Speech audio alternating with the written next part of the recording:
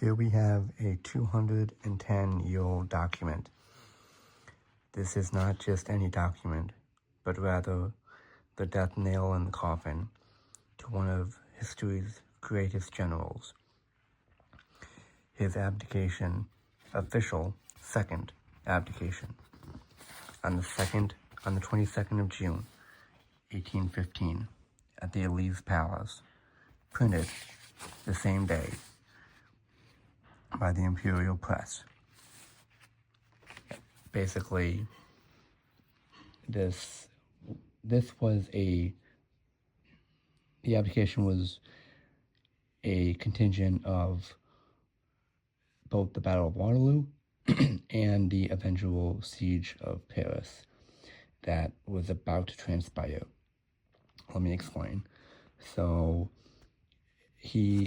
Napoleon, after he abdicates the first time, they sent him to the island of St. Helena.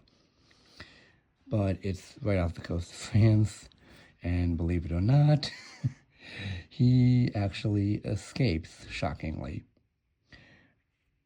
And he arrives at the shores of France in February of that year. He arrives back in Paris around late March 22nd, March 23rd, 1814. And then what's known as the 100 Days begins. He then wants to try to seek vengeance, if you will.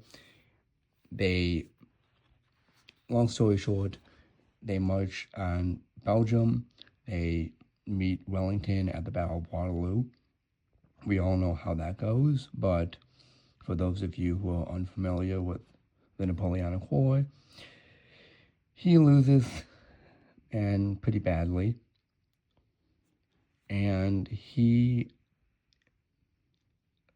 So then the Allied forces are like, well, what do? We have this little corporal here who just doesn't seem to want to quit. So the Austrians are the main aggressors, obviously, because Austria was the first country he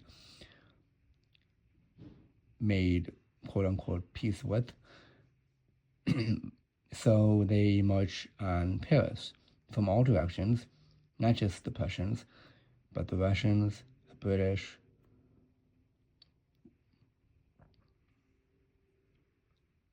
and Napoleon was like, well, I don't want my army to fall. I don't want France to fall into the wrong hands.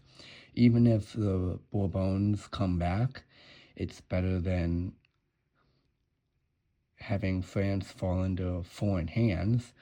So he basically, in a last-ditch effort to save the country he loved and fought so hard for, abdicates for one final time and is sent to the island of Elba, where he lives out his days guarded by British troops, and he dies in 1821, around the age of 60 or 70, I forgot. But basically, in the abdication speech, which this was not meant for public eyes, this was only meant for clerks, for courts, for men of the army, for his staff, for basically the government. This was not meant for everyday eyes. Unlike normal bulletin of laws, this one was kind of kept away, archived, and not kept secret, but it's widely known that this abdication is nowhere near as popular or as found on websites like the 1814 one, a year prior.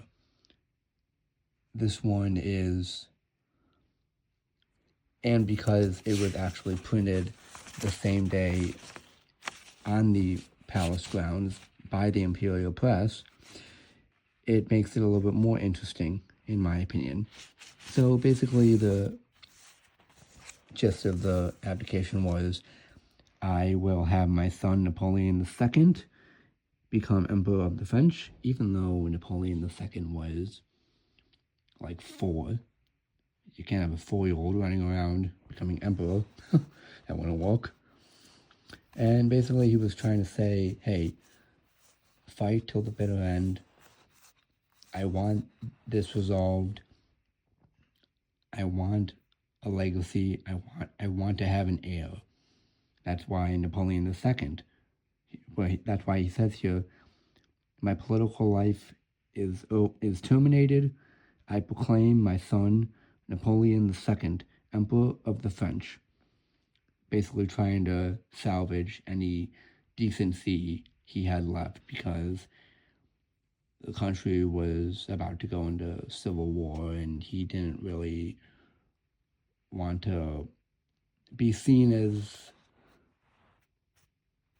a bad guy, if you will. I mean, he wasn't seen as a bad guy to the French, but after Waterloo, everything kind of started falling apart. So we have this little paper. As you can see, it's been through a little bit of wear and tear, mostly intact, pretty good for being 210 years old, and basically a broadsheet, if you will. You can basically cut this back off. I don't know. You can basically cut this back off and make it a broadsheet. That's basically what it is. Now, a broadsheet, for those of you that don't know, are basically a front and back. No, it's basically like this.